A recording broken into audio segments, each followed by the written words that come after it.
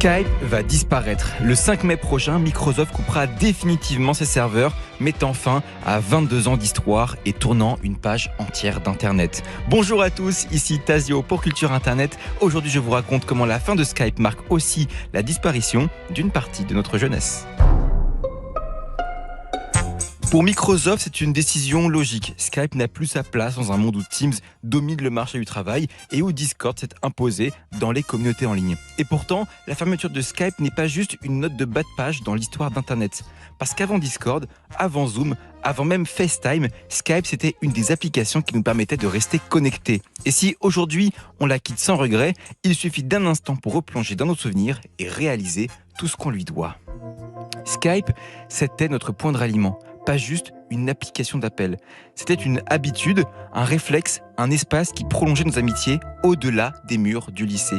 Quand on n'avait pas le permis, quand on habitait trop loin les uns des autres, quand nos vies tenaient dans un rayon de quelques arrêts de bus, Skype était l'endroit où l'on se retrouvait. C'était un peu notre bar PMU numérique. Pas besoin de bouger, pas besoin d'invitation, on savait qu'on finirait toujours par s'y retrouver.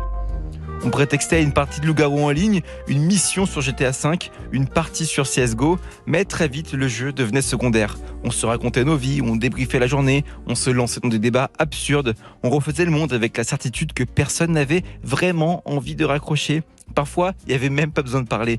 On laissait l'appel tourner en silence, chacun sur son écran, juste pour ne pas être seul les longues journées d'été. C'était ça Skype, un lien, même quand on n'avait rien à se dire. Et puis, il y avait ces moments gravés.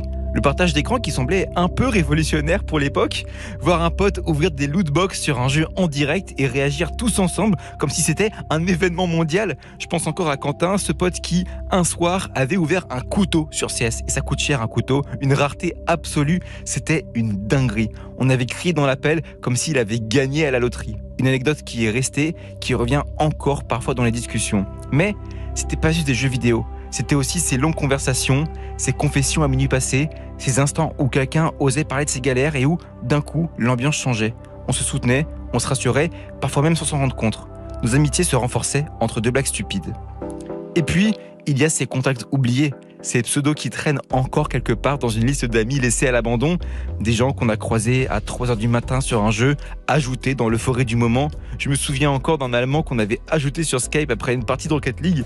Il ne parlait pas français, on ne parlait pas allemand, alors on avait bricolé une discussion en anglais en mélangeant des mots et des rires. On a joué, 3 ou 4 fois avec lui, et puis plus rien. Mais son pseudo, il est resté dans ma liste, comme une trace d'un Internet où tout semblait plus spontané, plus vivant. Et maintenant, Skype s'éteint. Un logiciel qu'on a peu à peu délaissé, mais qui restait là comme un vieux meuble dans un coin de notre PC. Ouvrir Skype aujourd'hui, c'est comme allumer une PS3 et voir ses amis qui ne sont pas connectés depuis 10 ans. Ces pseudos qui sont figés dans le temps. Ces photos de profil qui n'ont plus jamais été changées et on ne se reconnaît même plus. Ces conversations laissées en suspens où les derniers messages datent de 2016. Ces groupes abandonnés, vestiges d'une époque où l'on ne se disait jamais qu'un jour, on arrêterait de se parler.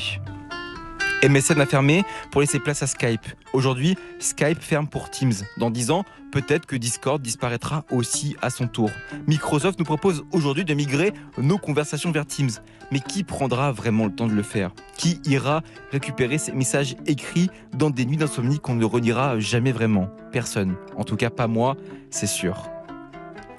Parce que c'est ça, la vraie nature d'Internet. On pense que ces plateformes seront là pour toujours. Et puis un jour, elles disparaissent. Elles deviennent des ruines numériques, des noms sur un écran, des archives silencieuses, des serveurs éteints. La fermeture de Skype, ce n'est pas juste la fin d'un logiciel. C'est un rappel que certaines époques ne reviendront pas, que ces soirées passées sur Skype appartiennent à un autre temps, à une autre version de nous-mêmes. On pourra toujours dire que ce ne sont que des applications, mais quand une plateforme meurt, elle emporte avec elle un morceau de notre histoire. C'est un rappel qu'une page s'est tournée sur Internet comme dans nos vies.